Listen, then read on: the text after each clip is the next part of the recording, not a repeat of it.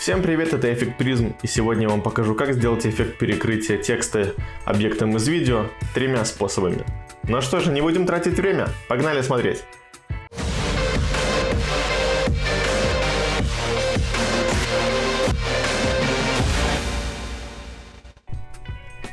Итак, давайте начинать. Способ первый. Самый простой для понимания, очевидный, но при этом немного более громоздкий. Вот такой клип я скачал из интернета.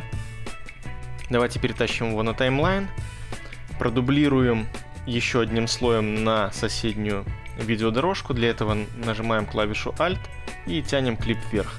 Теперь выделяем оба клипа. Нажимаем правой кнопкой и выбираем New Fusion Clip. Теперь переходим во вкладку Fusion. Как видите, у нас уже здесь создалась некоторая конструкция, в которой мы видим наши два клипа, точнее один продублированный клип. Текст мы будем перекрывать вот этим стволом дерева. Для этого нам нужно создать маску, которая обведет этот ствол дерева для клипа, который у нас подключен в вход foreground, то есть в передний план. Давайте сделаем это. Берем полигон, перетаскиваем в рабочую область и давайте обводить. Чем точнее вы обведете, тем красивее будет смотреться эффект. И в конце замыкаем нашу маску.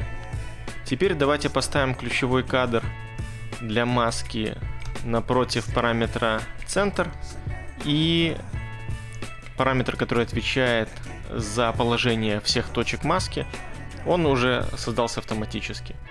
Давайте перейдем на несколько кадров вперед и подстроим маску под новое положение ствола в кадре.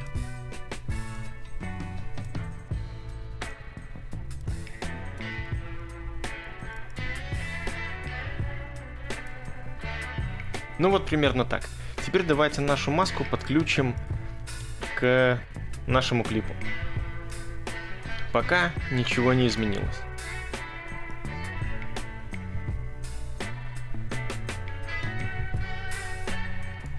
Теперь давайте создадим текст.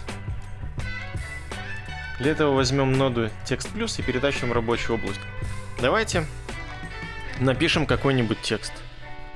Пусть будет по классике Fusion.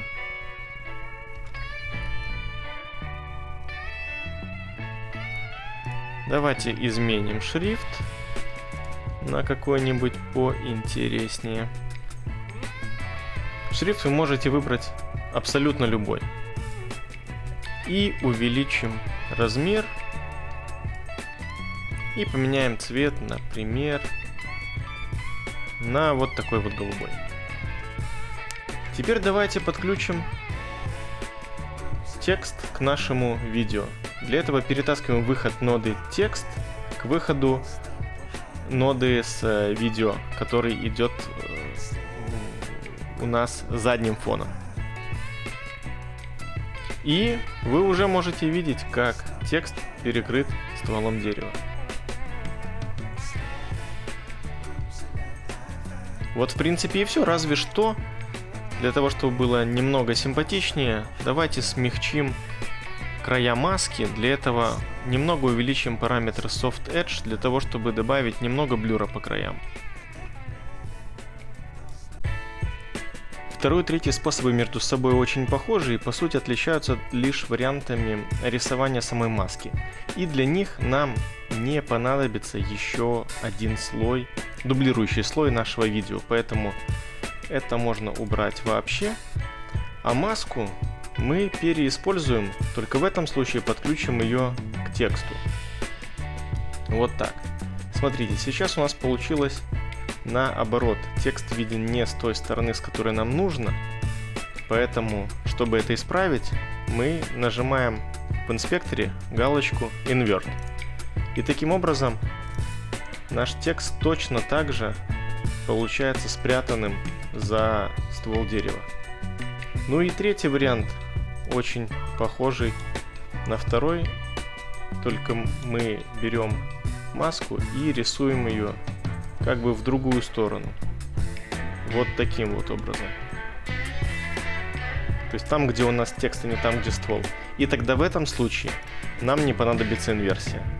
Для кого-то, возможно, это более чем очевидно, но в любом случае, я думаю, благодаря этому уроку вы заодно точно увидели, как работают маски.